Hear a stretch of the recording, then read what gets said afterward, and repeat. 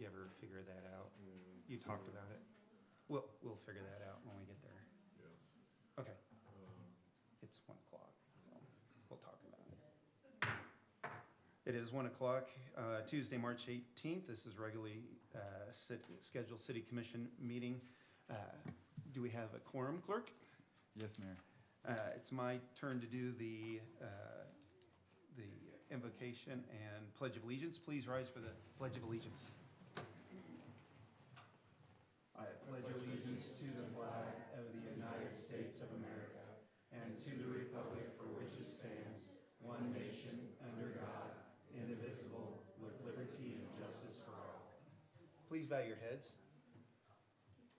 Dear Heavenly Father, thank you for this day that you've provided us. Thank you for bringing us together to meet and to help move our community forward in a positive direction.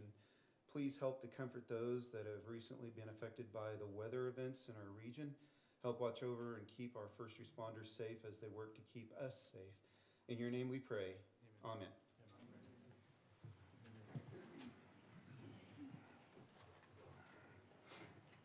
Approval of the minutes. Any corrections? If none, they'll stand as presented. Public comment. This is a time where we have on the agenda where we provide an opportunity for anybody to talk to the commission and provide any information on any item that's not on the agenda. We give you 5 minutes. Please come forward and state your name. All right. 6A. Mayor and Commissioners, item 6A, the governing body is asked to consider and approve. Oh, could I just make one addition for the secretary, that we will be adding an executive session at the end of all other business, and that will be for attorney-client privilege for collection of unpaid debt. If we could add that to the agenda at the end of all other business items. Okay, now that we got that out of the way. Item 6A. 6A.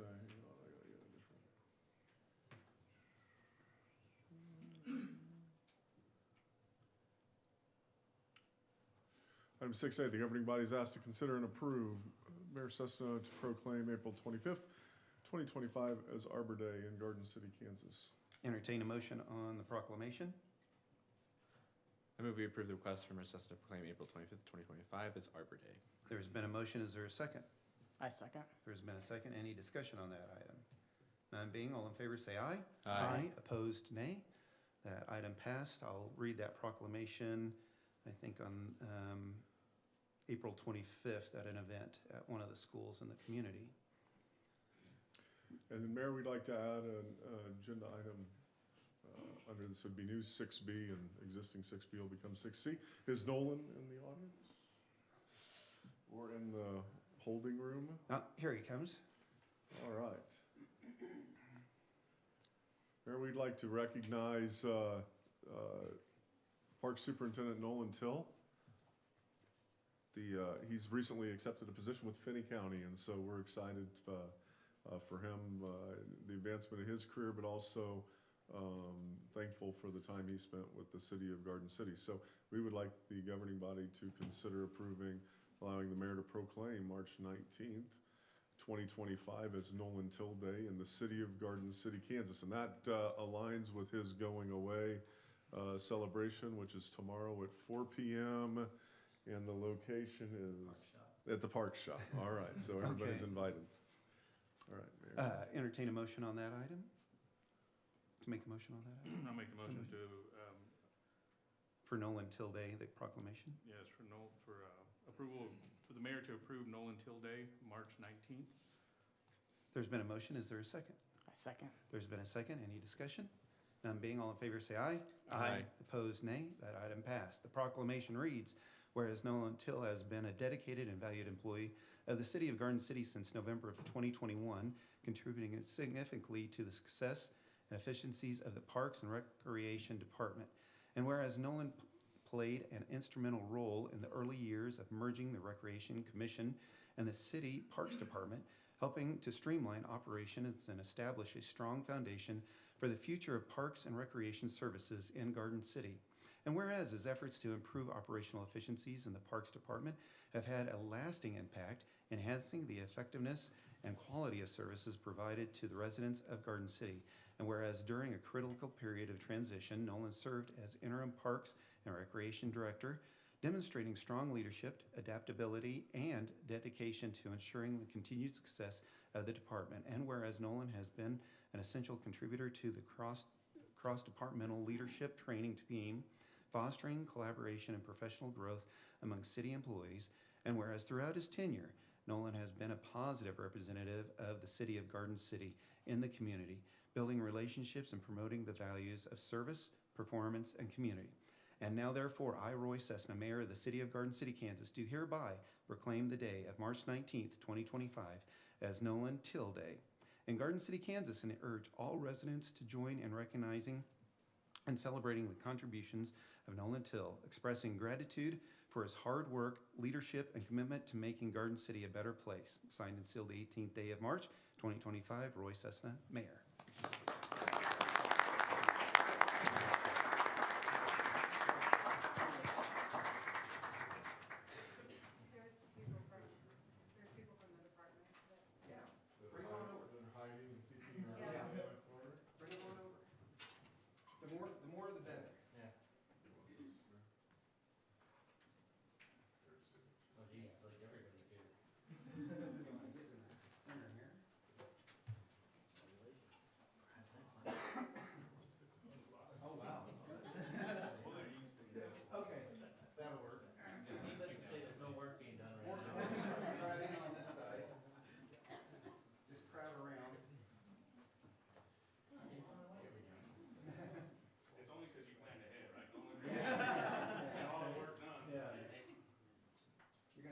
Stand in the other room to get this picture.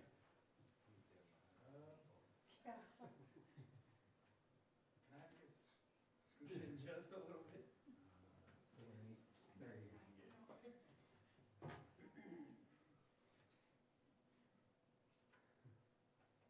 Yeah.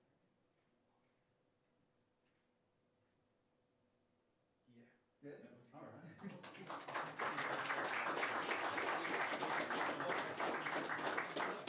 Good job, guys. Thank you. Awesome. That's my boss.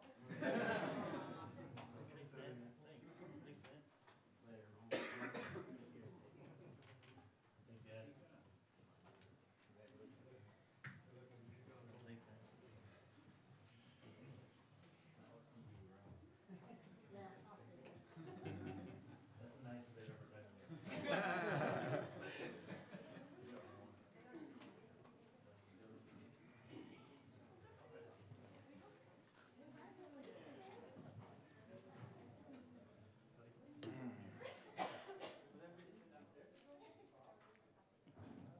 Now, item 6C.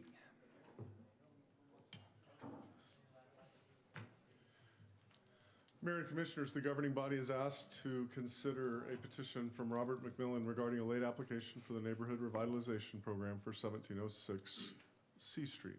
Good afternoon. According to the criteria for determination of eligibility for the Neighborhood Revitalization Program, the applicant must complete an application for the tax rebate within 180 days of issuance of a building permit. A building permit for a single-family home at 1706 C Street was issued on February 23rd, 2024. The estimated project cost on the permit was $100,000 and met the minimum investment of $5,000 to qualify for the program. The project received a certificate of occupancy on March 3rd, 2025. Over the last 10 years, there have been 8 late requests for the NRP brought before the governing body, listed down below. The application request was submitted 194 days after the deadline. There are 2 alternatives before you today. 1, the governing body may approve the proposed request to submit a late application for the Neighborhood Revitalization Program. Or 2, the body may not approve the proposed request to submit a late application for the Neighborhood Revitalization Program. Staff is unable to make a recommendation as it exceeds the guidelines for the Neighborhood Revitalization Program. And there is a fiscal note. If alternative 1 is chosen, 95% of the increase in annual property tax will be rebated back to the property owners for the next 10 years, and there's no fiscal note associated with alternative 2. Any questions? Entertain a motion on this item. So is Robert here? No, I called him this morning. He said he was not able to make it today, unfortunately. I'll make the motion to not approve the proposed request as submitted, There- to submit the late application. There's been a motion. Is there a second? I second. There's been a second. Any other discussion on this item? None being, all in favor say aye. Aye. Opposed, nay. That item passed. Thank you. Item 7A, Assistant City Manager Burke will provide an update on the Round 4 Moderate Income Housing Awards for 2024. Good afternoon, Mayor and Commissioners. The Kansas Housing Resource Corporation announced awards for the fourth round of moderate income housing funds.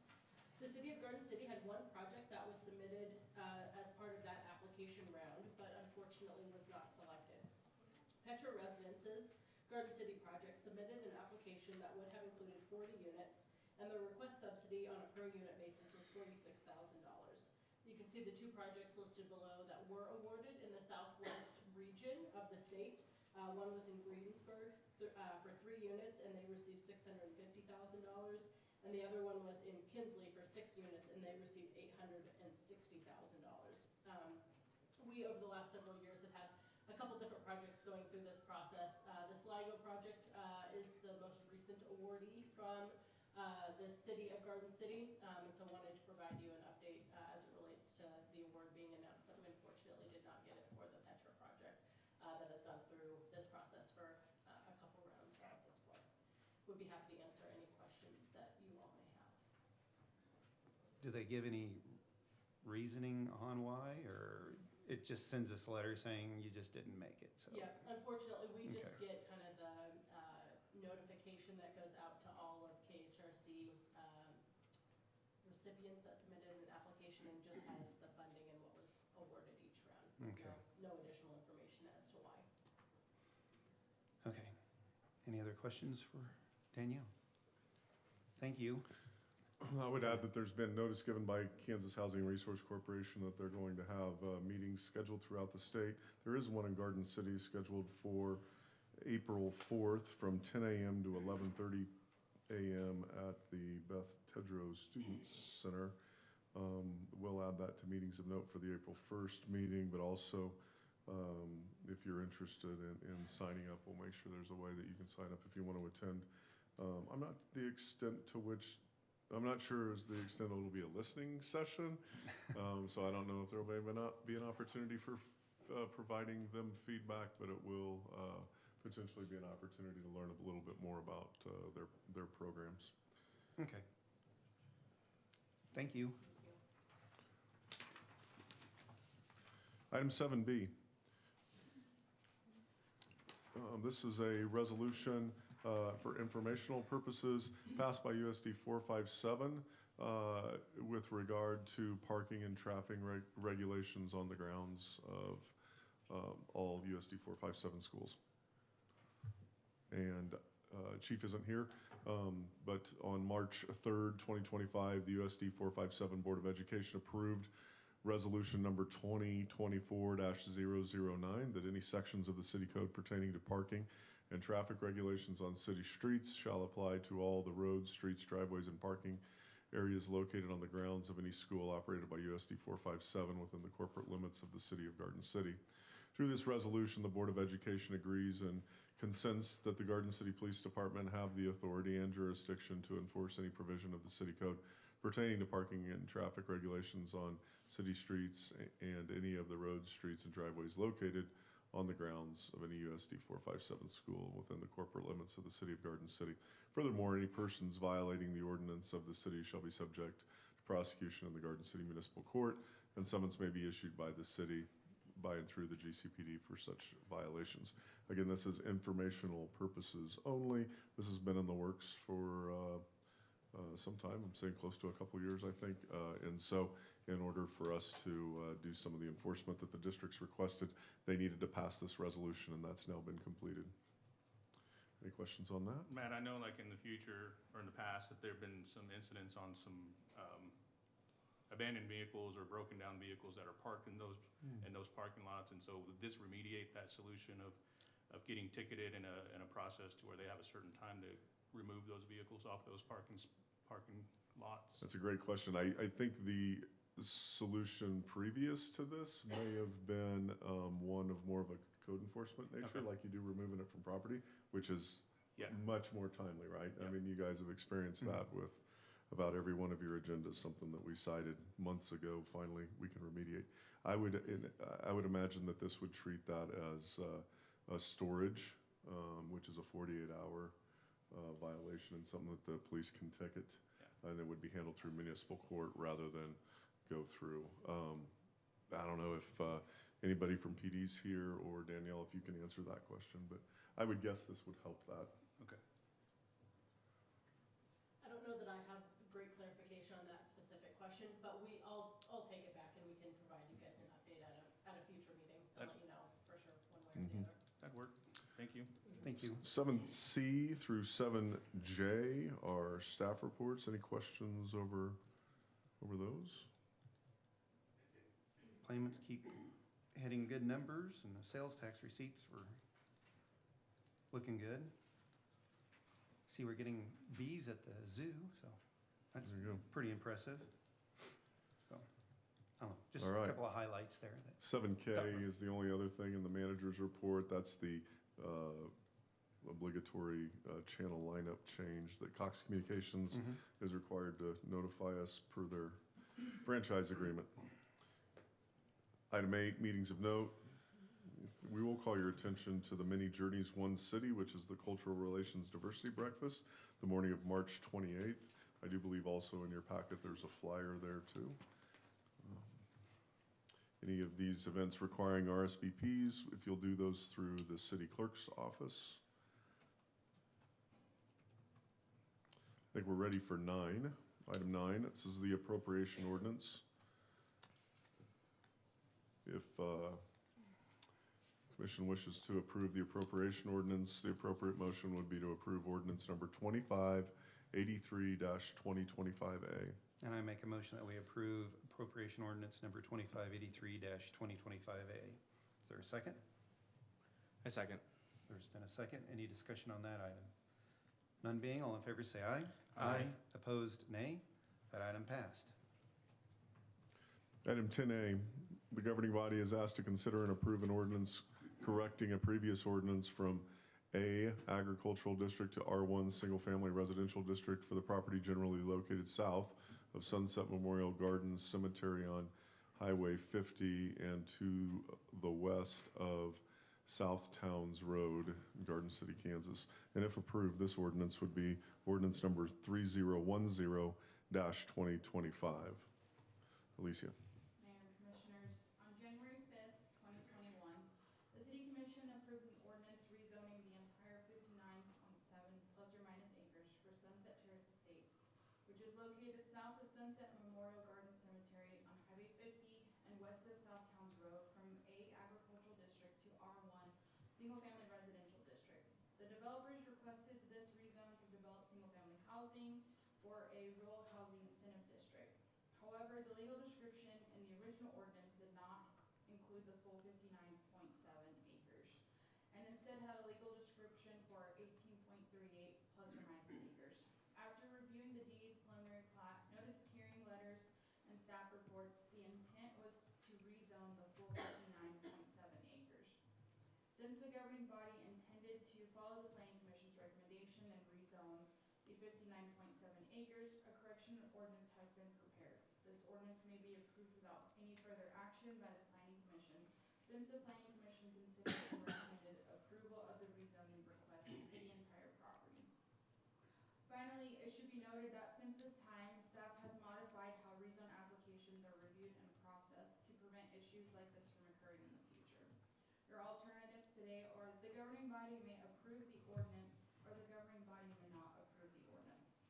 Staff recommends the governing body approve the ordinance, and there is no fiscal impact. Any questions? Entertain a motion on this item. I'll make the motion to approve ordinance number 3010-2025. There's been a motion. Is there a second? A second. There's been a second. Any discussion on this item? None being, all in favor say aye. Aye. Opposed, nay. That item passed. Thank you. Thank Item- you. Item 10B, the governing body is asked to consider and approve an ordinance supplementing the legal description of a previously approved rezoning ordinance from R3 multifamily residential district to I3 heavy industrial district for the property generally located at 209 East Santa Fe Street in Garden City, Kansas. If approved, this would be ordinance number 3011-2025. Good afternoon. On August 15, 2023, the City Commission approved an ordinance that rezoned a portion of the property at 209 East Santa Fe Street from R3 multifamily residential district to I3 heavy industrial district. This rezone was requested by the property owner so that the property would conform better to the zoning regulations. However, there was an error in the legal description of the ordinance. The reason for this error is in the purchase and zoning history of the property, in addition to the rezoning application, which identifies the property by street address rather than a specific legal description. The co-op facility sits on multiple lots acquired at different times, thus having multiple deeds. The property had different the property had different zoning districts, which required two separate rezoning ordinances to make the whole property consistent. When processing these rezones, a deed was presented separately at 107 East Santa Fe and 209 East Santa Fe. The deed presented for 209 East Santa Fe contained a legal description that described a portion of the lot intended to be rezoned from R3 to I3. The legal description on this deed was the only one used to write the ordinance for the rezone at 209 East Santa Fe. The deed presented for the rezoning at 107 East Santa Fe contained the remaining legal portion of the legal description for the property at 209 East Santa Fe. Since the remaining legal description was on a separate deed, staff didn't include it in the 209 East Santa Fe rezone ordinance. Since the governing body intended to follow the planning commission's recommendation and rezone all of the property at 209 East Santa Fe, a supplemental ordinance has been prepared. This ordinance may be approved without any further action by the planning commission, since the planning commission's consideration and recommended approval of the rezone request for the entire property presented. Finally, it should be noted that at this time, staff has modified how rezoning applications are reviewed and processed to prevent issues like this from occurring in the future. While two alternatives in front of you. The governing body may approve the proposed ordinance, or two, the governing body may not approve the proposed ordinance, and staff recommends the governing body approve the proposed ordinance, and there's no fiscal impact associated with this. Any questions? Entertain a motion on this item. I'll make the motion to approve ordinance number 3011-2025. There's been a motion. Is there a second? I second. There's been a second. Any other discussion on this item? None being, all in favor say aye. Aye. Opposed, nay. That item passed. Thank you. Mayor and Commissioners, the governing body is asked to consider and approve an ordinance rezoning from C2 General Commercial District to PCD Planned Commercial Development Overlay District to R3 Multifamily Residential District for the property generally located at 1801 Palace Drive. And if approved, this would be ordinance number 3012-2025. John. Tim Hannigan is requesting to rezone the property generally located at 1801 Palace Drive from C2 General Commercial District with a PCD Planned Commercial Development Overlay District to R3 Multiple Family Residential District. The property is currently vacant and contains plus or minus 5.7 acres. The property was rezoned to C2 General Commercial District with a PCD Overlay District in August of 2024. The initial project included a combination of commercial and multifamily residential. The developer is requesting to remove the PCD Overlay District in order to move forward with the multifamily residential development. The rezoning of this property will terminate the Overlay District and the PCD plan that was tied to the original rezoning of the property. The proposed land use is consistent with the comprehensive plan. The comprehensive plan and future land use map has this property categorized as mixed-use potential, which gives the property owners the ability to integrate more than one land use within a particular building or parcel if desired. The R3 Multiple Family Residential District would be the most appropriate zoning district for a multifamily development. The developer intends to use the Reinvestment Housing Incentive District as well as the Moderate Income Housing American Rescue Plan Act grant that the project was awarded. The governing body may make their determination and state their findings according to the criteria in section 27.040. Below is a complete list of the criteria items A through I. There are three alternatives before you today. The governing body may adopt the planning commission's recommendation by approving the proposed ordinance. 2, the governing body may override the planning commission's recommendation by a 2/3 majority vote. Or 3, the governing body may return the recommendation to statement specifying the basis for the governing body's failure to approve or disapprove.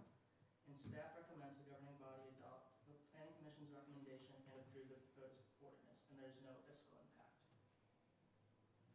Any questions? Entertain a motion on this item, ordinance 3012-2025. I move we approve ordinance number 3012-2025. There's been a motion. Is there a second? I second. There's been a second. Any discussion on this item? None being, all in favor say aye. Aye. Opposed, nay. That item passed. Thank you.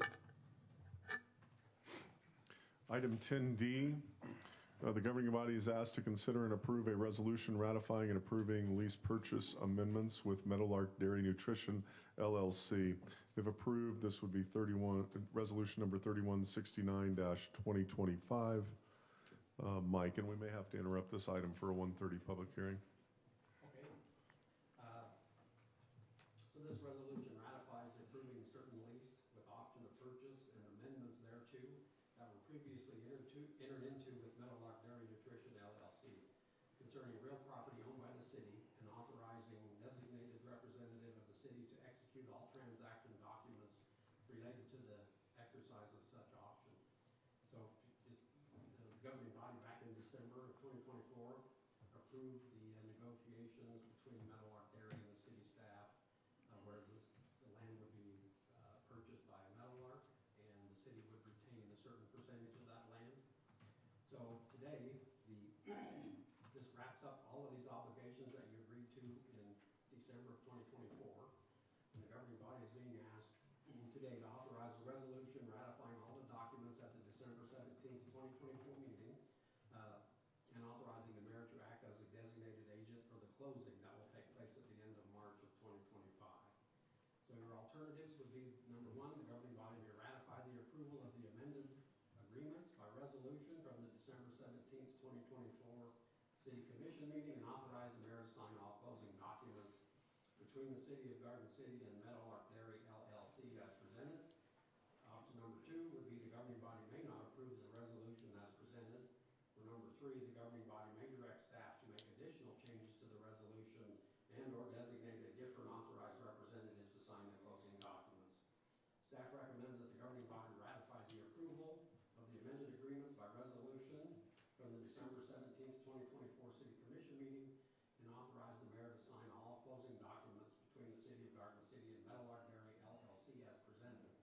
The fiscal note is that the Meadowlark Dairy will pay the city $1,185,334, and that will be deposited into the wastewater fund under reimbursement and development at the end of March of 2025. And I'm happy to answer any questions you may have on any of that. Any questions for Mike? Entertain a motion on this item. So the alternatives one is the same language as the resolution number 3169. Is that what we're approving? Yes. Correct. Okay. I'll go ahead and make the motion to approve resolution number 3169-2025, which is alternative one. There's been a motion. Is there a second? I second. There's been a second. Any other discussion on this item? None being, all in favor say aye. Aye. Opposed, nay. That item passed. Thank you. Thank you. Item 10E, the governing body is asked to consider and approve a resolution of intent to issue industrial revenue bonds for a sales tax exemption for a 48-unit affordable housing development at the request of Zimmerman Properties LLC. If approved, this would be resolution number 3170. And there is a companion item on this agenda for this. Can this go on and go first, Danielle, or does the other one need to? It doesn't matter. All right. The background for both of them is the same though. Okay. Okay.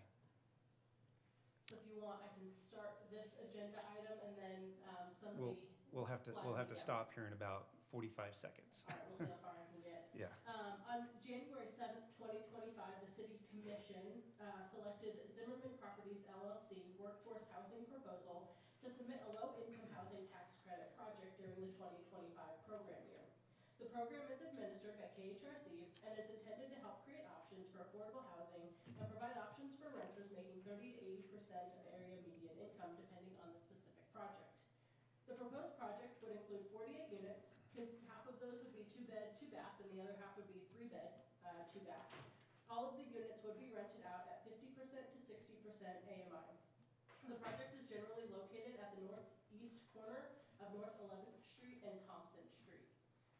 Housing continues to be an area of focus for the governing body, and as such... Danielle, it's 1:30. Okay. I was given the red card. Yeah, thank you. I appreciate that. And Commissioner Landgraf will need to step down on this item. The public hearing is on the agenda as item 12A.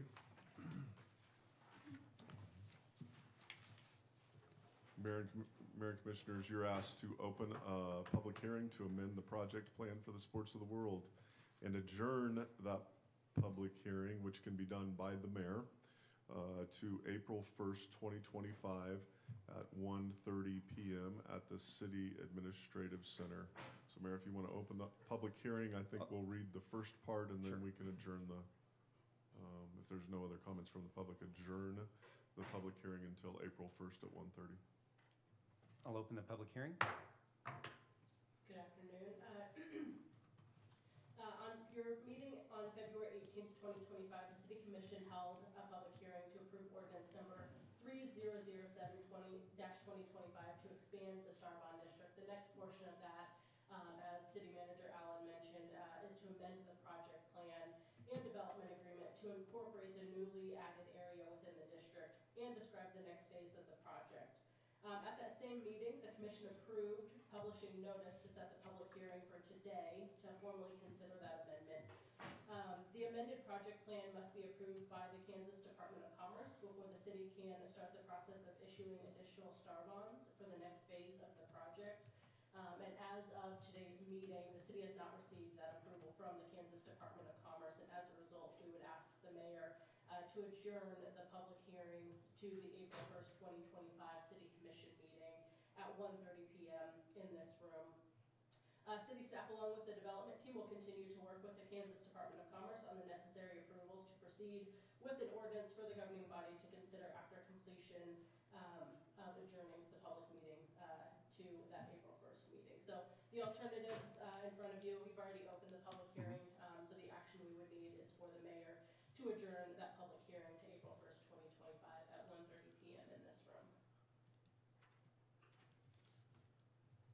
I'll adjourn, so keep it open until April 1st, or I can adjourn I it think we to... can take comments now if there are any from the public. If there Okay. are any from the public, adjourning it till April 1st. Are there any public comments on this particular item? At this time, I'll adjourn the public hearing until April 1st at 1:30. Thank you. And Commissioner Landgraf can return to the bench.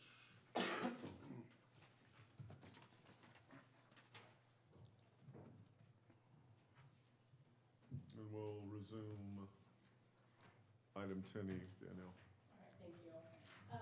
As I mentioned, as it relates to the Zimmerman Properties LLC application, the city's been working with them to make their application as strong as possible. The city has already issued a request for proposal and is now bringing forward two additional items for your consideration. The first one is this resolution of intent for industrial revenue bonds to be used as a sales tax exemption on construction materials should the project be awarded.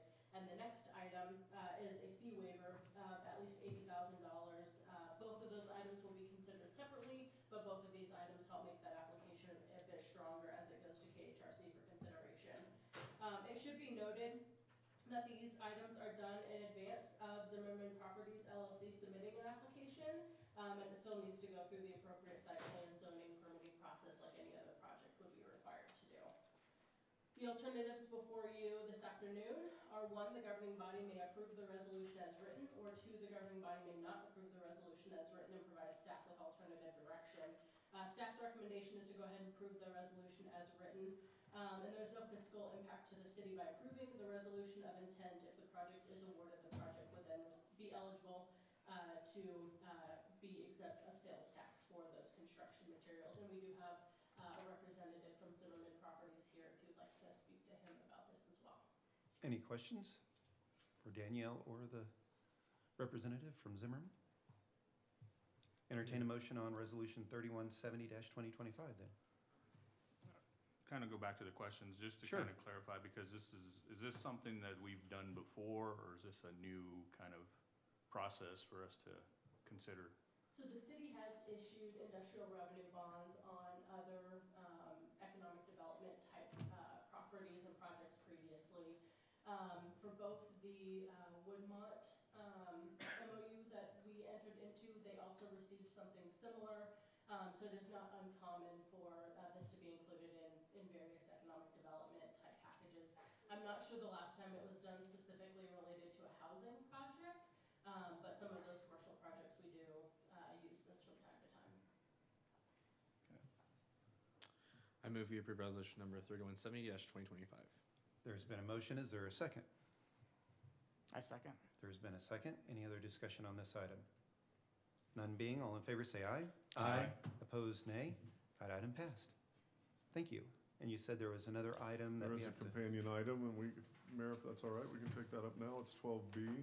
12B, okay? The governing body is asked to consider and approve a fee waiver request from Zimmerman Properties LLC to construct 48 affordable housing units. Danielle? I'm not going to go through the rest of the background. I just want to read one paragraph out of the background for you. Everything else is the same. And that is, if this project is awarded, the city and the developer would enter into a development agreement that would more robustly describe the specific details of the fee waiver.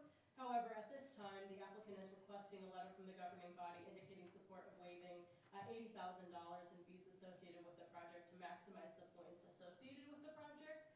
I will note that partial points are also given for a $40,000 fee waiver as well. And again, we've got representatives from Zimmerman Properties. He can kind of speak to the impact that this has on the application as you consider this waiver request. Yeah, if you could, that would kind of help us make the decision on Sure, this. I appreciate that. Quite frankly, it's such a competitive process, and these are some of the points that KHRC has laid out. I am fully sensitive to these types of requests. I generally don't like to them, or to make them unless we really feel that need be. Kind of a two-prong approach. I mean, the deal is kind of stressed a little bit in our financial model. So one, the deal could use it, but two, it's all about the scoring.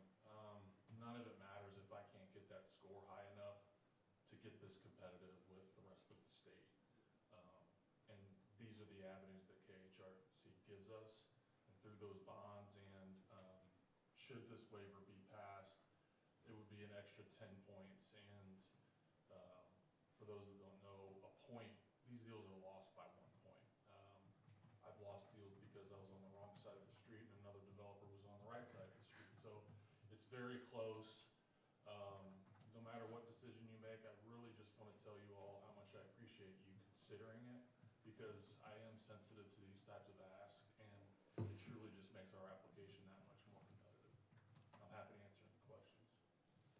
Any questions? Mine would be kind of similar to the first question as far as us being a first to kind of offer this kind of incentive, or has it been done before? And Danielle, I'd maybe add to that question. You want to describe, because it may be a little bit of a shock to the commission to be considering waiving that kind of a dollar amount in fees. Could you go over our fee schedule? Because the reason we don't have a history of waiving fees is, at this point, we don't have any fees, really. I mean, there's very, very little. But I do think acknowledging that we don't get credit on a KHRC application for not having fees. They want to see an $80,000 waiver. So I think some of this is a little bit of a creative writing exercise. I think we've got a plan for how to go about that so that this is a legitimate waiver of fees, but also isn't anything that unbalances the playing field for other similar projects coming through. Yeah, I would say historically we have not waived fees, and as Matt mentioned, a large portion of that is our intent to keep fees low. And so as we were working through this, it's one of the reasons why it was the last thing to kind of come up in our conversations, because at the very beginning of the discussions related to this project, we said, look, we will articulate what that process is to get to yes, but typically, generally speaking, we do not waive fees. One of the kind of unique things related to this particular site is that there are going to be some water extensions that are needed to get water to the site. and be able to serve the development as it's laid out. So one of the things that we're looking at that would benefit the city's water system is to fully connect the loop related to this property.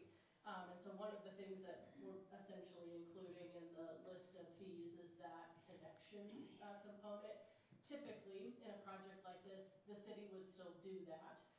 We would just work with the developer and say, hey, we're gonna pay for the cost of this, and then we're gonna, have whoever you hire to do your portion, do our portion. That way we get those economies of scale, and that comes out of our pocket. We're kind of lumping that into, this fee waiver request as well, and is something that would not be outside of our normal practice.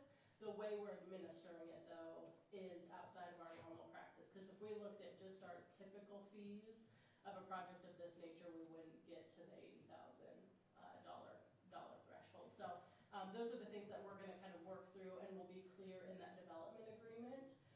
If this project gets awarded, we'll more robustly go in and kind of refine that, and make sure that that's clear. But those are some of the things that we're kind of working on to, one, kind of check the box with KHRC to say, yes, we want to move this forward, but two, help keep it a little bit more apples to other projects that we would have come before you all for consideration. And so would city installing infrastructure or water connections like this, I know like before we've actually had the developer put those in and maintain them for at least a year to make sure that everything was put in correctly and things, will that be the same case? Yeah. Okay. Yeah. That's, Yeah, There's we're really working on the financing piece of it. The rest of that process will look pretty much Sure. the same. Sure. Sure. And I just, I just ask questions because this is No. Yep.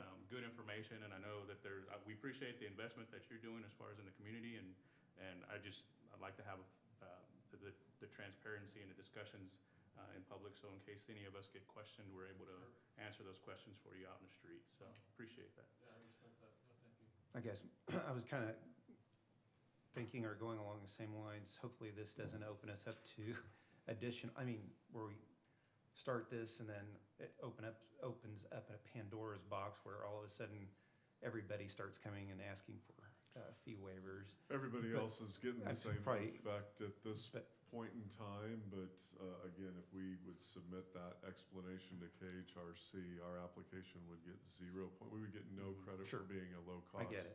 place to develop. So kind of creating an arrangement where that cost does appear, but then we go waive it, does two things. It satisfies the KHRC scoring system, which is, we saw earlier in the agenda, we're kind of on a little bit of a losing streak with respect to our applications. And so maybe it's some of these things that while it makes common sense to us, it doesn't make bureaucratic sense to the state of Kansas. And so we need to kind of look on ways to make our square pegs fit in their round holes, and this is one way we can do that. And housing is one of our main goals that we'll see later on in the agenda. Entertain a motion on this item then. I move to authorize the mayor to sign the letter as drafted. There's been a motion. Is there a second? I'll second. There's been a second. Any discussion on this item? None being, all in favor say aye. Aye. Opposed, nay. That item passed. Thank you. Did that one have a resolution number? No, Okay. No. That's, thank you. The Good one- luck. the one before. yeah. 10F, governing body is asked to consider and approve a motor vehicle resolution. If approved, it would be 3171-2025. We'll go ahead and have Trent read through the background of this entire item. All the remaining resolutions are also nuisance abatements. We'll give the address and the violation. And Mayor, if you can kind of look out and see if there's anybody that wants to speak to any of these issues. Sure. They can come up and do that, but after the first one, we'll go through the other three pretty quickly. Trent? All right, good afternoon, Mayor, Commissioners. Before you today for consideration, we have an environmental nuisance for 509 Ginny Avenue. And this is a vehicle, a white four-door Nissan. We have sent 2 letters or 2 orders of violations to the property. One on January 31st, 2025, and the second on February 19th, 2025, with no contact from the property owners or tenants at that address. The alternatives before you today, the governing body may approve the attached resolution, which will allow us to remove that vehicle. Item number 2, the governing body may not approve the attached resolution. Staff recommends the governing body approve the attached resolution, and the fiscal note is the abatement costs incurred by the city will be charged against the lots or parcels of ground of which the motor vehicle nuisance is located. Any questions? Entertain a motion on Resolution 3171-2025 then. I'll make the motion to approve resolution number 3171-2025. There's been a motion. Is there a second? I second. There's been a second. Any other discussion on this item? None being, all in favor say aye. Aye. Opposed, nay. That item passed. 10G, if approved, would abate nuisance conditions at 1105 North 11th Street and would be resolution number 3172-2025. Any questions on this item? None being, I'll entertain a motion on Resolution 3172-2025. I'll make the motion to approve resolution number 3172-2025. There's been a motion. Is there a second? I second. There's been a second. Any discussion on this item? None being, all in favor say aye. Aye. Opposed, nay. That item passed.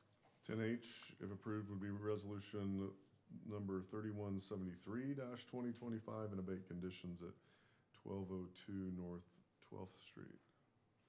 Bad month to be a white inoperable vehicle. Any questions on this item? None being, entertain a motion on this resolution. Mayor, I move to approve Resolution 3173-2025. There's been a motion. Is there a second? Second. There's been a second. Any discussion on this item? None being, all in favor say aye. Aye. Opposed, nay. That item passed. Item 10I, the governing body is asked to consider and approve a motor vehicle nuisance resolution, which if approved would be resolution number 3174-2025 and abate conditions at 1203 Parkwood Lane. Any questions on this item? None being, entertain a motion on this resolution. I'll make the motion to approve resolution number 3174-2025. There's been a motion. Is there a second? I second. There's been a second. Any discussion on the item? None being, all in favor say aye. Aye.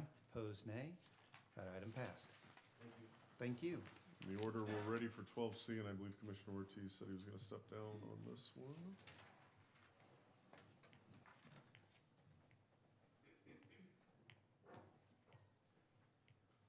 Mayor and Commissioners, item 12C, the governing body is asked to consider and approve the distribution of $50,000 of the AFAC funds as recommended by city and county staff. Danielle. Good afternoon once again, Mayor and Commissioners. The Alcohol Fund Advisory Committee, or AFAC, was established in 1982 to advise the governing bodies of the city and county on the distribution of alcohol consumption tax funds. Funding for AFAC is established in state statute and creates an alcoholic liquor fund and prescribes how those monies are to be distributed back to local units of government. For cities with populations greater than 6,000, the law sets forth that a third of the money shall be credited to the general fund, a third to the Special Parks and Recreation Fund, and the final third to Special Alcohol and Drug Programs funding. AFAC funds are split into two different rounds. The first portion is managed by staff, and any organization that meets the requirements of the statute could receive up to $6,000 through this request. There were a total of 10 agencies that requested funding through that process, totaling $57,000. After review of the application, city and county staff submit the following for your consideration and recommendations. The second portion captures requests that exceed $6,000, and those were reviewed by the Lidwell-Finney County Board, and you have already considered those at a future meeting, or at a past meeting, excuse me. The city and the county are both responsible for a portion of this funding. The city is responsible for 90% of the recommended allocation, or $45,000, and the county is responsible for the remaining 10%, or $5,000. This did go before the county commission at their March 3rd meeting and was approved. There are three alternatives before you. The governing body may approve the recommendation from staff to award 10 applicants. 2, the governing body may modify the recommendation from staff, or 3, the governing body may provide alternative direction. Staff recommends the governing body approve the recommendation from staff to award 10 applicants. If approved, the city will expend $45,000 from the AFAC fund line item for this grant round, and I'd be happy to answer any questions you may have. Any questions for Danielle? Yeah, Danielle, I think on the county AFAC list, Macomb PD was listed for 55. Is this the correct number It is, yes. for 45? Yep, so if you guys take action today, and go with staff's recommendation, that is, a recommendation to award Holcomb, Police Department at $4,500. Any other questions? Entertain a motion on this item. I move we approve the recommendation from staff to award 10 applicants. There's been a motion. Is there a second? I second. There's been a second. Any discussion on this item? None being, all in favor say aye. Aye. Opposed, nay. That item passed. Thank you. Thank you. We'll wait for Commissioner Ortiz to come back to the bench.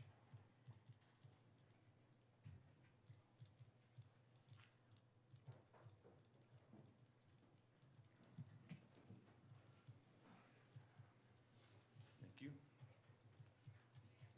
You're welcome. Item 12D. Item 12D, the governing body is asked to consider the Garden City Electric Department be the electric service provider for the property annexed into the boundaries of the city of Garden City by ordinance number 3006-2025. Good afternoon again, Mayor and Commissioner.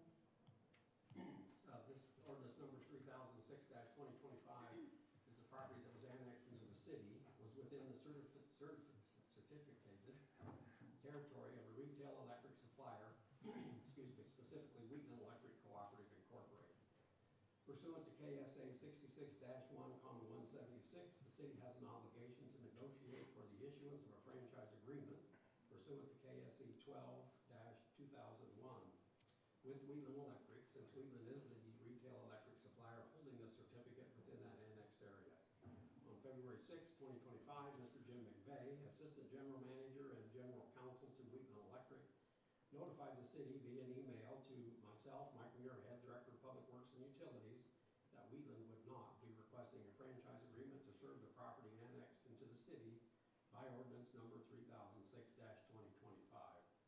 Also pursuant to KSA 66-1:176, the city is obligated to pay Wheatland Electric for the expense of the retirement of Wheatland facilities on the property and 2 times the previous 12 months' annual revenue. There are currently 3 meters that are load-consuming facilities on the property that was annexed. Wheatland has provided the city with invoices for 2 times the previous 12 months' annual revenue from the 3 meters and for the purchase of the 3 transclosure metering equipment for a combined total of $9,877.86. The city will compensate Wheatland the $9,877.86 as invoiced for the 2 years and for the total of the 3 transclosures as required. KSA 66-1:176 requires the governing body to consider a minimum of 11 factors when making the selection of an electric service provider. These factors are limited to the following, and I'll just read the 11 factors. A, public convenience and necessity. B, rates of various suppliers. C, desires of the customer or customers to be served. D, impact on the suppliers. E, economic impact on the customers of the suppliers. F, the supplier's operational ability to serve the annexed area. G, avoiding the wasteful duplication of facilities. H, avoiding unnecessary encumbrance on the landscape. I, preventing the waste of materials and natural resources. J, proposals from any retail electric supplier holding a certificate in the annexed area. And K, whether the selection is in the public interest as it relates to the factors, all the factors considered by the city. Normally I would read all of the 11 factors, but it's the same thing. Since Wheatland did not ask for a franchise agreement, I don't feel it's necessary, but I can if you'd like. So really, come to the end of this is the alternatives. The governing body may request additional information to consider when selecting the electric service provider. Or alternative 2, the governing body may further discuss the 11 factors presented and consider findings of fact and conclusions about selecting a retail electric supplier at a subsequent meeting. Staff recommends governing body select alternative number 2, further discuss the 11 factors and considers findings of fact and conclusions about selecting a retail electric supplier at a subsequent meeting. Fiscal note, the Garden City Electric Department or another provider is selected to serve the property. Pursuant to this KSA 66-1:176, 8.5% of the gross electric energy sales revenue obtained from the property will be paid to Wheatland Electric on an annual basis for a period of 10 years. After 10 years, the payment to Wheatland Electric will automatically stop. Funding for the lost revenue and equipment totaling $9,877.86 will be paid from the electrical department's fiscal year 2025 budget. And I'm more than happy to answer any questions on that. Any questions for Mike on this item? Entertain a motion then on this item. I'll make the motion for the governing body to request additional information to consider when selecting the electric service provider. There's been a motion. Is there a second? I'll make the second. Any other discussion on this item?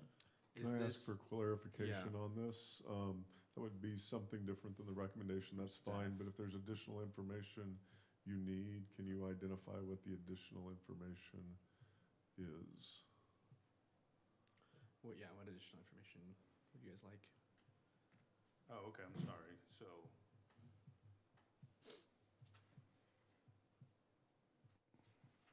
I guess recommend this. I guess I'll make the motion. Do I need to do I need to? Well, I think there's if been a the motion and mayor- a second. Yeah. Yeah, if you wanted to withdraw your second and he withdrew your motion, if your intent was to approve the second alternative, Yeah. which was the recommendation that Mike just read. I'll withdraw my second if you're withdrawing your Yes. initial motion. I'll Would withdraw you- my initial motion. Okay. And then I'll make the motion for the governing body to go into further discussion of the 11 factors presented and consider findings of fact and conclusions about selecting a retail electric supplier at a subsequent meeting. I'll make the second to that motion. Any other discussion on that item? None being, all in favor say aye. Aye. Opposed, nay. That item passed. Thank you. Item 12E, the governing body is asked to consider and approve submitting an application for City Connecting Link Improvement Program, the C-CLIP, for FY 2027 and 2028 with the Kansas Department of Transportation. Yes, Mayor and Commissioners, the Kansas Department of Transportation, KDOT, is now accepting applications for its City Connecting Links Improvement Program, referred to as C-CLIP, for the fiscal year 27 and fiscal year 28. The C-CLIP program funds to cities to address deficiencies or improve a city connecting link on a state highway system. A city connecting link is defined as a state highway system located within the city's corporate limits. A city connecting link are eligible under the program except for those on interstate system or fully controlled access sections to a freeway system. The city is responsible for the maintenance of the majority of the state system within the city, and all applications must be received by KDOT Bureau of Local Projects on or before March 28th, 2025 to be considered. Working in conjunction with Wilson and Company, staff have identified 2 areas of the C-CLIP program that could possibly be considered for KDOT in the fiscal year 27-2028 process. And if approved today by the governing body, we would make those applications. The first is a pavement restoration application that would cover the replacement of concrete panels on Fulton Street and concrete spall and joint repairs on South Main Street. This application construction estimate is $1,765,000, with KDOT covering $1,500,000. If approved by KDOT, and the city's 15% share would be $265,000. The second would be a surface restoration project that would consist of a mill and overlay of Main Street from Walnut Street to Pine Street.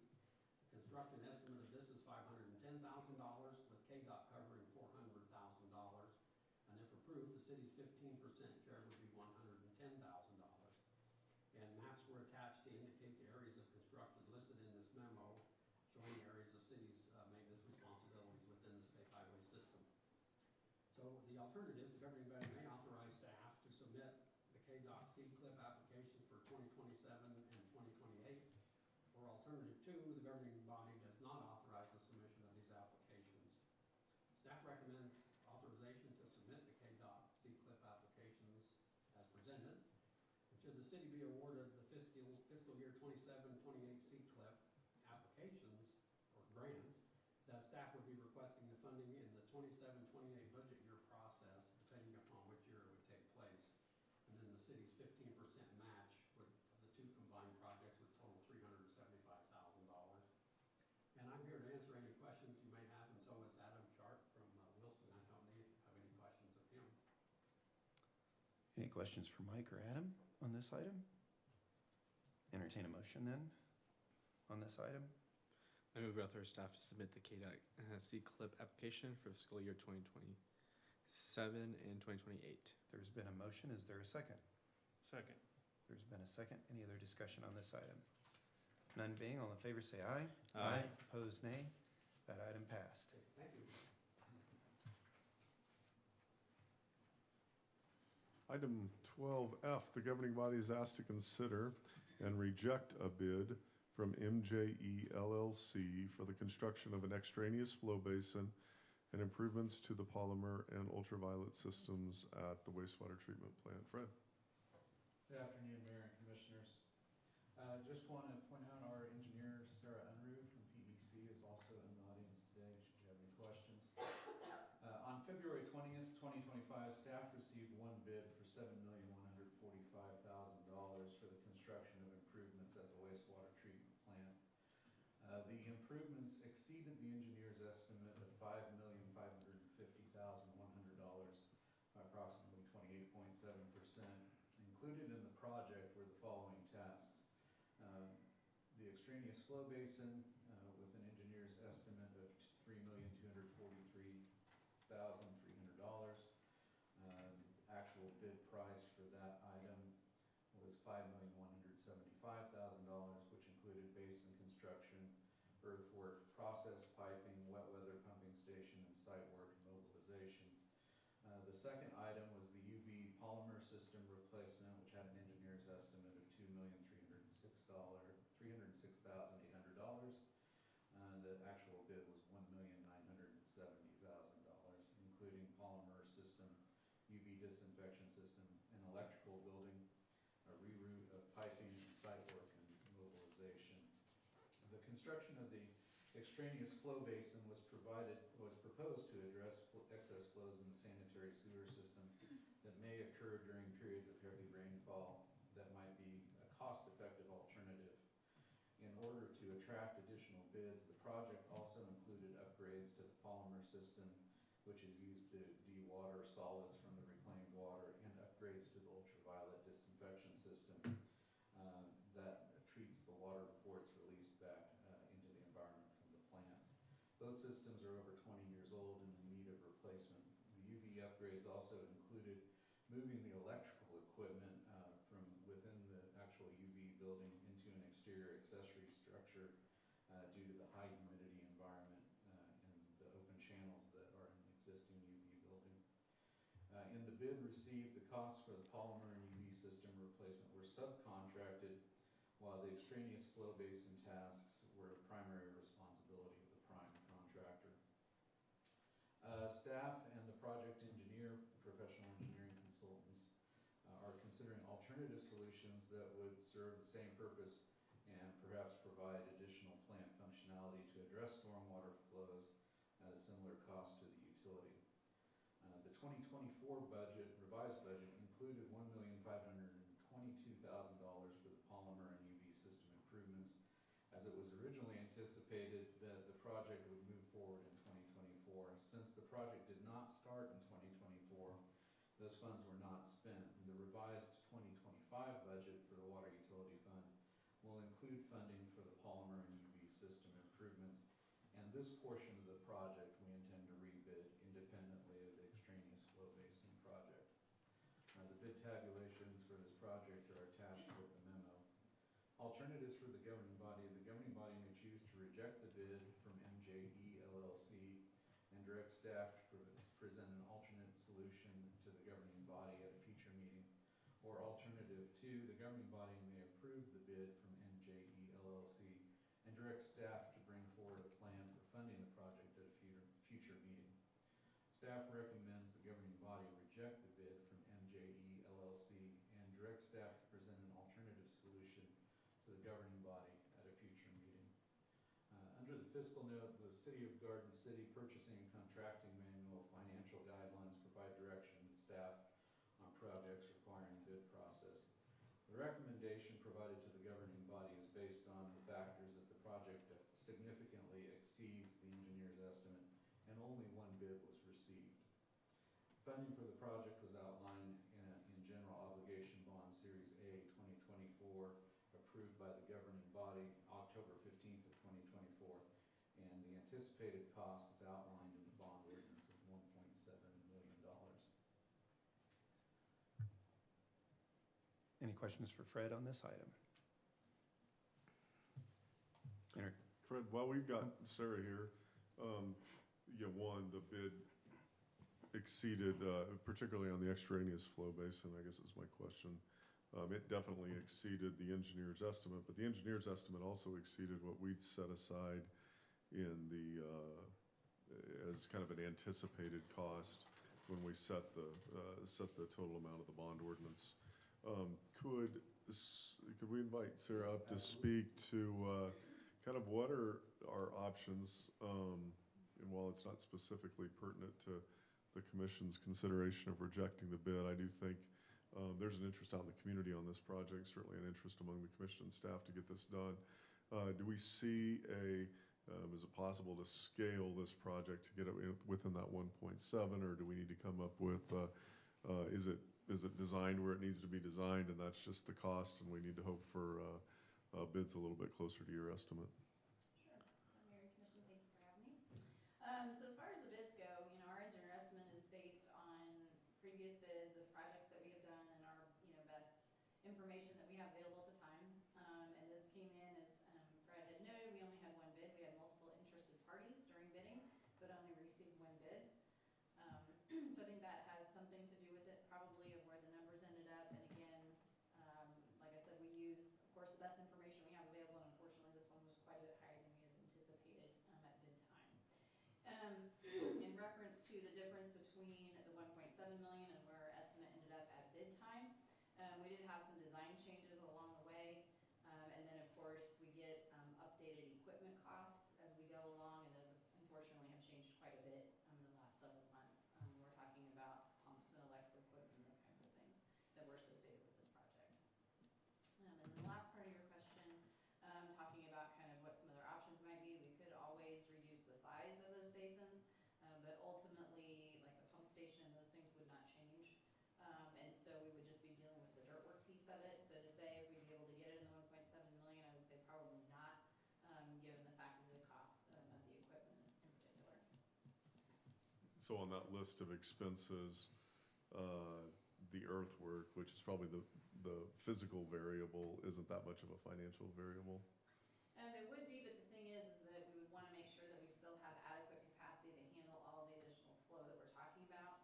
And so we wouldn't want to reduce the size too much of those basins to make sure that you had adequate capacity to handle that additional rainwater. And did the design take into account the what we believe to be, or have discovered to be, a significant infiltration from the county's sewer district that now we hope, that we hope has been mitigated? So when we originally worked on this design, the project that you're talking about, where we were had put some monitors into the system to figure out kind of where flows are coming from, hadn't been started yet. So at the time that we went through this process to identify how large these basins should be, we were basing that on the rain event specific to that September a couple years ago, and what information we had available at that time. Since that time, as you noted, we have been working with the city to identify where some of those high flow areas are coming from, in particular some flows from the county that were not necessarily known prior to. So those things are being mitigated in the system. And you said there was, we did receive one bid, but you said there was interest from others that kind of looked at this project too, so. Yeah, I don't recall exactly who all, but we did have 4 or 5 contractors that looked at it and received plans and asked questions. But when bid day came, we only received 1. Okay. Gotcha. Any other questions for this item? Entertain a motion then on this item? I move we choose to reject the bid from MJE LLC and direct staff to present an alternative solution to the governing body at a future meeting. There's been a motion. Is there a second? I second. There's been a second. Any other discussion on this item? None being, all in favor say aye. Aye. Opposed, nay. That item passed. Thank you. Thank Thanks, you. Fred. Thanks, Sarah. Item 12G, the governing body is asked to consider and approve ratifying the 2025-2026 Strategic Goals and Objectives Plan. The City of Garden City met for a multi-day retreat on March 3rd and 4th. The outcome of that two-day retreat was a prioritized list of items to be considered for an organized slate of goals. Staff has worked to arrange the prioritized items into themed goal groupings. Each grouping contains a specific strategic objectives within the goal groupings. They're ordered from the highest priority to the lowest priority given by the commissioners during the DOT exercise portion of your retreat. The proposed list contains only those items which scored 2 or higher. Dots in the first round were worth 1 point. Dots in the second round were worth 0.75. Dots in the third round were worth 0.5. That was a construct of us meeting and trying to get these in order. Obviously, the commission can weight those differently if you want to. Staff requests the governing body review the draft strategic goals and objective plan and either approve it as presented or with some changes. Staff will begin using the approved plan to prepare the 2026 departmental budget requests and the 2026 city manager's proposed budget. If the commission has a desire to move items that received a score of 1.75, again using the scoring system that we mentioned earlier, that would move an additional 3 items into the priorities: Public Works Campus, continuing partnerships with GCC Trades Program, and collaborate between Recreation and Sports of the World's programs.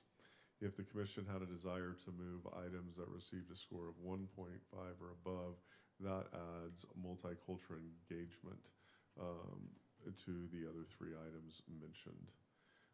So again, we drew the line at 2 kind of before we looked in our mind, what that might mean. But when we kind of look at see where things shook out and where the scores are, it doesn't add a high volume of items to dip down to that 1.5. And if you do add additional, you see in the attachment, we have actionable steps for each of the items that had 2 or higher. If you decided to move that threshold down to 1.75 or 1.5, we would create before our first report back to you some actionable items for those 4 things. All of which, by the way, have shown up in previous goals, so it wouldn't be a big stretch to add the actionable items. And there are also 4 things that we're probably not wholly going to stop working on either. It's just whether or not there's an intense focus on the part of the City Commission to those this year. Thoughts, questions from the commission? I think to move those additional 4 items, in particular, like the GCC trade programs and the collaboration between sports of the world, and also the multicultural engagement, expresses and emphasizes our commission's commitment to these organizations and the furtherment of the community for those parts. And again, we're already working on those, like Public Works Campus is in play. I would hope that we're all still continuing to work with the GC3 trades program, and of course, I would hope that the Recreation and Sports of the World programming will find some sort of avenue to work together anyways. So that's my preference. Anybody else? Yeah, I mean, I guess my thought would be that as Commissioner Nguyen spoke, those wouldn't be too hard to kind of insert in since we've already been working on some of those items. So I think it's just a continuation of, like Matt said, they've got it there in the works. So adding them wouldn't be that much of a cost. I wouldn't be opposed to go ahead and adding the 1.5 points up. I'm good You with that. good with that, Yeah. Commissioner Landgraf? I'm fine with that. I mean, it's something that we've been working on. It's something that they obviously received a dot or more dots or focus from the commission, so entertain a motion then to approve this item. I do also just want to bring up to staff's attention on the item for the LAC on the second chunk. there is a typo. The first word, it says more. I believe it's supposed to be move. I just want to bring that to attention. We'll get that changed.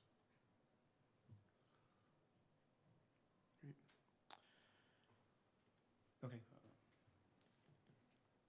I move we approve the 2025 through 2026 strategic goals and objectives plan, while adding the items that are a score of 1.5 and above. There's been a motion. Is there a second? I'll make the second. Any other discussion on that item? None being, all in favor say aye. Opposed, nay. That item passed. Thank you. Item 12H, the governing body is asked to consider and approve an appointment to fill a vacant seat on the Cultural Relations Board. Derek. Good afternoon, Mayor, Commissioners. The Cultural Relations Board consists of 9 members representing diverse racial, social, ethnic, religious, and economic backgrounds, all appointed by the governing body to promote cultural diversity within the community. Following Board Member Belia Rodriguez's recent resignation, the current 8 members are Ella Zabian, Carmen Delatorre, Mary Buckman, Amy Longa, Vanessa Gatian, Rocky Say, Nidhi Ortega, and Jorge Salamanca Chavez. Applicant Jonas Mohammed is seeking to fill the vacancy left by Ms. Rodriguez.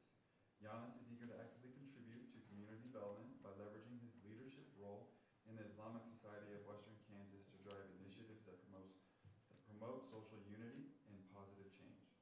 He currently serves as an interpreter at Tyson Foods and has been a Garden City resident since 2022. His application was reviewed by the Cultural Relations Board at its meeting on March 10th, 2025, and the board recommends appointing Jonas Mohammed to the position vacated by Ms. Rodriguez, which expires on December 31st, 2026. There are 3 alternatives for the governing body to choose from. Alternative number 1, the governing body may approve the appointment of Jonas Mohammed to the Cultural Relations Board through 2026. The governing body may deny the appointment. And 3, the governing body may give staff further direction. It is the recommendation of the Cultural Relations Board and staff to recommend approving the appointment of Jonas Mohammed. And there is no fiscal note, and I'm happy to answer any questions. Any questions for Derek? Entertain a motion on this item. I move we approve the appointment of Giannis Mohammed to the Cultural Relations Board through December 2026. There's been a motion. Is there a second? I second. There's been a second. Any other discussion on this item? None being, all in favor say aye. Aye. Opposed, nay. That item passed. Thanks, Derek. Thank you. Be noted that Commissioner Ortiz is stepping down on this item from the bench. Item 12I, the governing body is asked to consider and approve the TNT landscaping design and installation bid for Fire Station 3. Chief Ursick. Good afternoon, Mayor and Commissioners. Staff released a notice to bidders on February 3rd, 2025, with a deadline of February 21st, 2025, for proposals from qualified landscaping design and installation firms for the development and implementation of landscaping for Fire Station 3. Staff received 3 proposals on February 21st, 2025, from Gas Lawn Pro from Liberal, TNT Landscaping from Montezuma, and Western Irrigation Garden City. Staff brought in 2 firms for interviews and to review the design, scope of work, and methodology. During the panel interview, staff evaluated and scored the firms based on the following criteria outlined in the request for proposal: experience and past performance on similar projects, creativity and functionality of the proposed design, cost effectiveness, and adherence to budget constraints, project timeline, and ability to meet deadlines and references from previous clients. The review panel selected TNT's landscapings for $139,170.81, largely due to the creativity and functionality of the proposed design, given its focus on water conservation. TNT's design included a subterranean irrigation system that can reduce water usage by 320,000 gallons of water per year compared to a traditional irrigation system. This is equivalent of water usage of 2 average residential users. Finally, it should be noted that TNT Landscaping identified areas in the proposal where staff could adjust the design and specifications to achieve additional cost savings.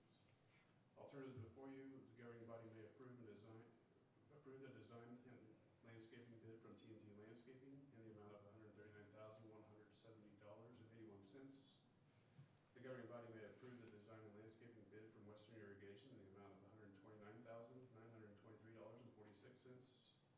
The governing body may approve the design and landscaping bid from Gas Lawn Pro LLC in the amount of $194,900.76.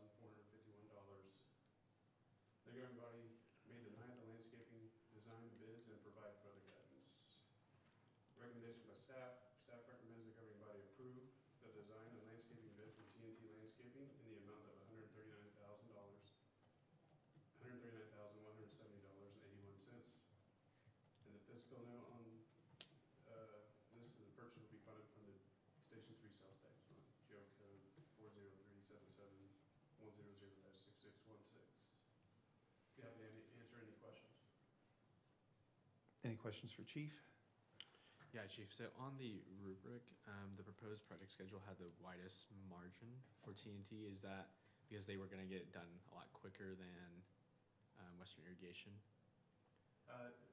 Western Irrigation had a little delay starting, but TNT is ready to go as soon as the dirt work is finished and the concrete, so. Gotcha. I like the interesting factor that it saves their unique way of saving water. That always helps with the overall, what we're trying to achieve on, one of our goals is water quantity and water quality for the community. So that was interesting. And then also that you said in the memo too, that their design had specifications of achieving additional cost savings. So that kind of helped too, I think, in making that determination. Any questions or entertain a motion on this item then? Mayor, I move to approve the design and landscaping bid from TNT Landscaping in the amount not to exceed $139,170.81. There's been a motion. Is there a second? I second. There's been a second. Any other discussion on this item? None being, all in favor say aye. Aye. Opposed, nay. That item passed. Thank you. Thank you.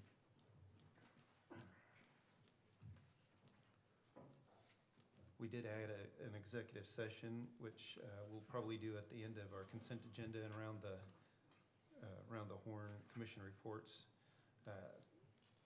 This time I'll take up the consent agenda, item 13A through G.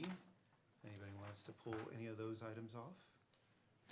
I would make the motion to approve 13A through G then. Is there a second? I second. There's been a second by Commissioner Nguyen. Any other discussion on that? None being, all in favor say aye. Aye. Opposed, nay. That item passed. Commission reports. Commissioner Landgraf, you're up. I don't have a whole lot. I just wanted to bring up that it was a good pre-meeting this morning. Good being able to get all of that information. I believe in the packet's over 550 pages worth of information in that pre-meeting. So it's good being able to get that for the Safe Streets for All. And also just wanted to highlight the increase in sales tax brought in and also the increase in the employments with the airport. Thank you. Commissioner Nguyen. Yeah, just a note that spring cleanup is coming up. I think the start date for that is March 31st. And so take a look at our social media and take a look at the GIS maps to see when spring cleaning will be in your area. And also I joined Commissioner Ortiz for the Youth Entrepreneurship Challenge to judge the high school students. Thank you for an invitation from Grant Lindenberger from Finney County QDev. Such a fascinating experience to see all these young minds working so incredibly hard to plan out all these ideas and to be able to execute. And congratulations to Cozy Co Candles for winning first place, and they'll be moving on to the state level. Commissioner Ortiz. Yeah, just kind of like to echo what Commissioner Nguyen had mentioned about the YEC Young Entrepreneurship Challenge through the high school, and that was a great event to judge.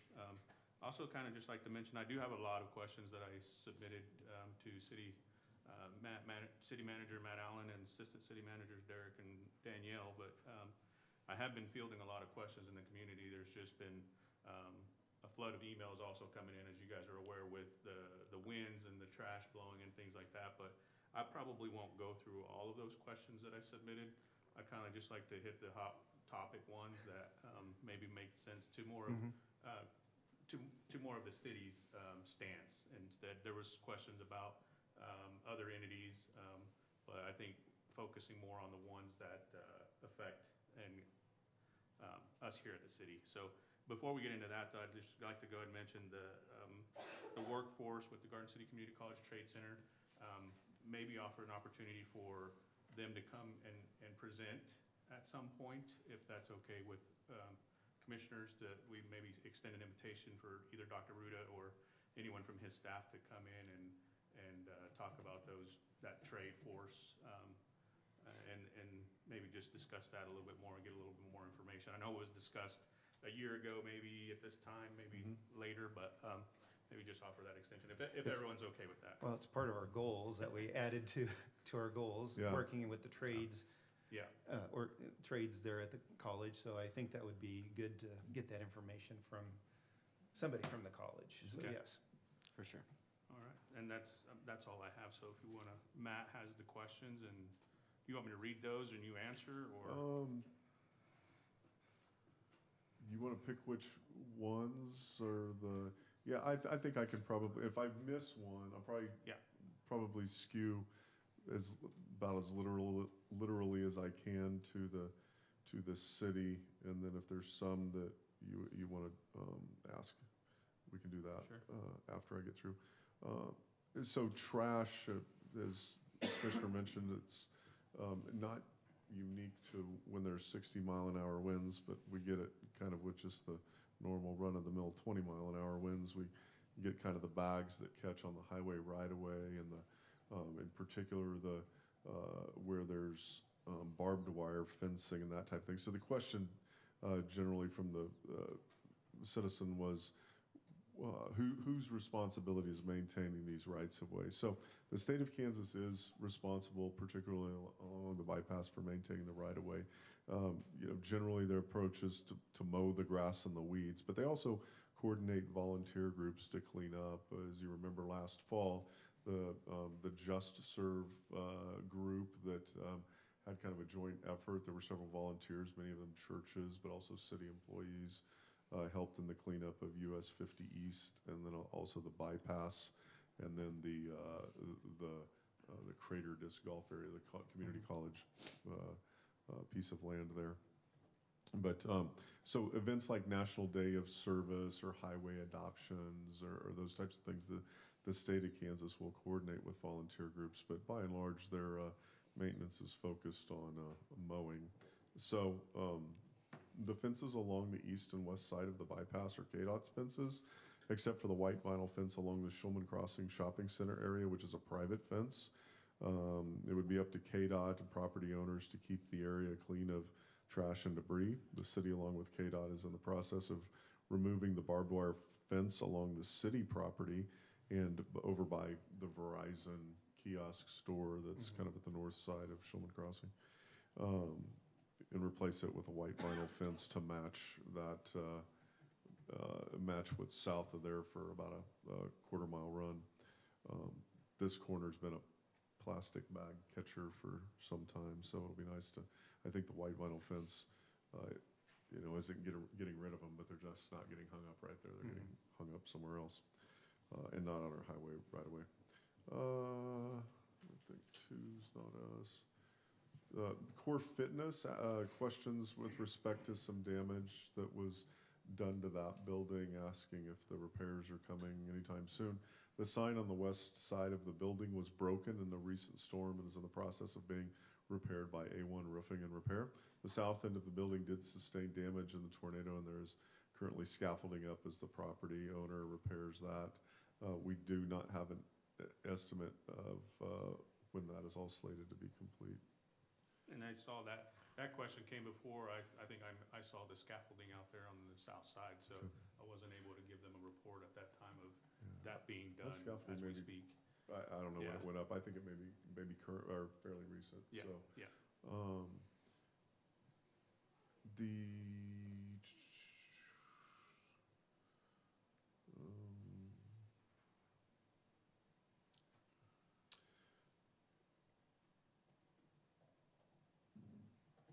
Some zoning, kind of downtown zoning stuff. Are buildings able to have private events or personal events on their own?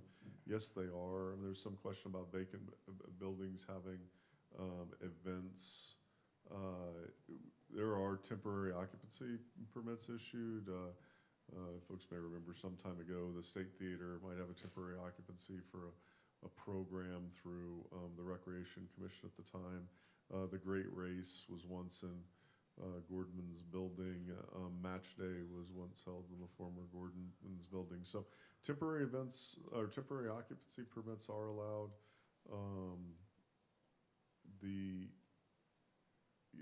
use of buildings as storage.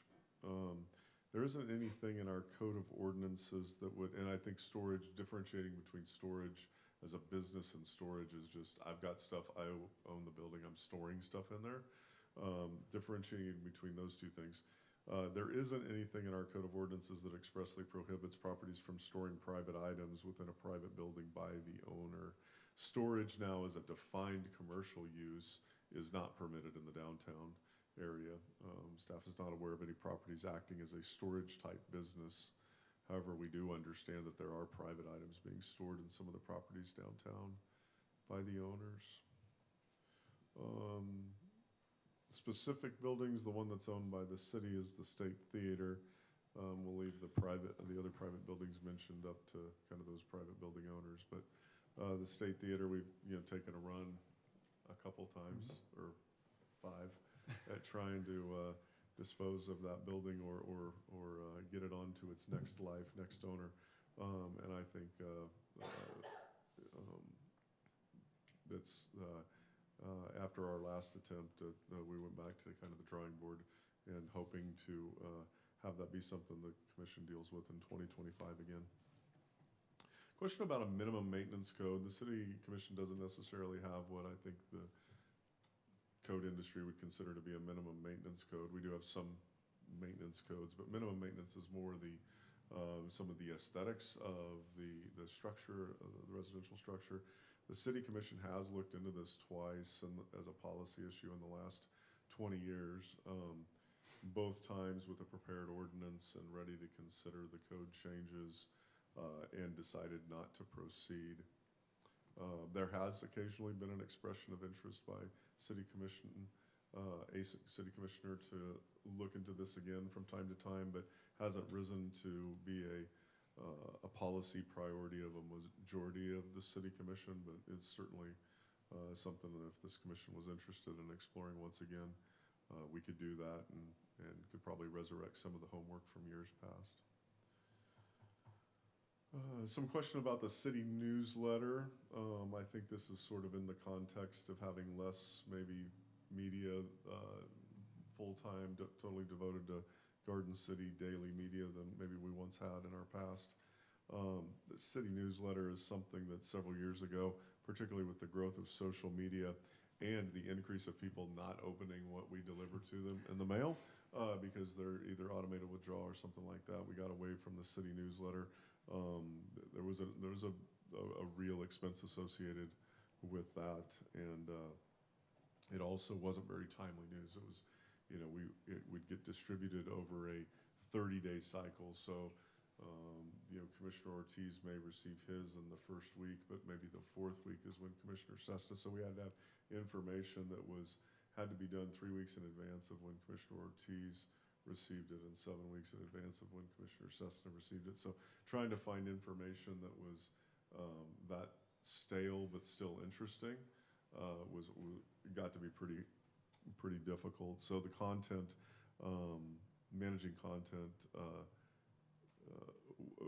became much easier when social media became more of a used tool. So that's why we got out of the newsletter business. Trail lighting. Staff does have estimates for lighting along Pioneer Trail. I believe these were prepared in consideration of the original project and then excluded when the City Commission brought the overall project cost down to what they were comfortable with at the time. Trail lighting was included on the list of brainstormed ideas at the most recent City Commission retreat. It only received 0.5 points through the prioritization exercise, which likely means it won't be considered by the City Commission in the coming year unless Commissioner asks the balance of the board in a public meeting to see if a majority of the commission wants to see those numbers and a project brought forward for consideration. So I'll leave that one kind of in the lap of the City Commission, so to speak. Questions about traffic. I think if there's specific areas that folks would like us to look into, we can look into those. we do run traffic counts and times and specific locations to better understand those issues. Definitely have done a lot of work in the last 10 years up at the high school and along Mary Street, looking at those, make sure kind of the timing of signalizations and how that all works. From a traffic, like a genuinely traffic congestion standpoint, I don't believe we have anywhere where it's gridlock or, stalemate and your car's not moving. I think there have been a couple times where if you leave, you leave downtown or you go to, down Kansas Avenue or Mary Street at 4 p.m. or at 8 p.m. Or 7:45 p.m., I guess, 5 p.m., 7:45 a.m. There may be some signals where you wait one cycle to go through and move up before you can go again. But I guess on a national level of the definition of congestion, I don't think that exists in Garden City. The Sports of the World project, I think we've had some updates on those through the agenda. We've had an agenda item about every 2 weeks on those. Moving forward on phase 1, still set to open in fall of 2025. Phase 2, you opened the public hearing on phase 2 that's necessary for doing the city commission's work before considering kind of your next steps and also awaiting Kansas Department of Commerce approval of the project plan. I think those are the city ones mostly. Yep. I think and thanks, Matt, for going over that. I know it's somewhat of a repeat of questions that have been asked before, but I know a lot of times when I meet with people, I don't mind getting an answer 2, 3, or 4 times because it does come from a different person. So just getting that answer out there really helps me out, kind of reiterate that to them publicly, and I can kind of address them to come back and watch the commission meeting so they can get their answers. If we did not answer it fully, then let me know and I can offer some other insight on that. But I think the last thing I had on was just kind of the update on the Dusty Trail, if that's possible. Yeah, so the permits were issued to the contractor doing the demolition. Construction was supposed to begin early this week. It looks like it'll be more later this week. In fact, I think maybe the last update we had is demolition would begin Saturday. They do have until May, a date in May. We'll leave it at that, a date in May. I can't remember. May 20th. Okay, May 20th, to satisfy the or else date provided by the commissioners at a previous meeting. So moving forward, we know the contractor, they've received their license, their permit, and are mobilizing to begin demolition this weekend. Thank you. And just wanted to mention that Citizens Academy starts Thursday, so we have a full of citizens taking that advantage of that. Just reminder, as Commissioner Nguyen noted, the spring cleanup starts March 31st. Noticed residents are already starting to place items out on the sidewalk between the curb. Don't put them in the curb, but put them by the sidewalk area. And don't block the sidewalk, please, because people do walk on the sidewalks and stuff. And then I just wanted to mention too that the city's in the process of identifying a construction manager at risk for the police facility. There is a city commission representative on that selection committee. I am going to be serving in that capacity for the upcoming process. Any other comments from the commissioners at this time? None being, we're adjourned.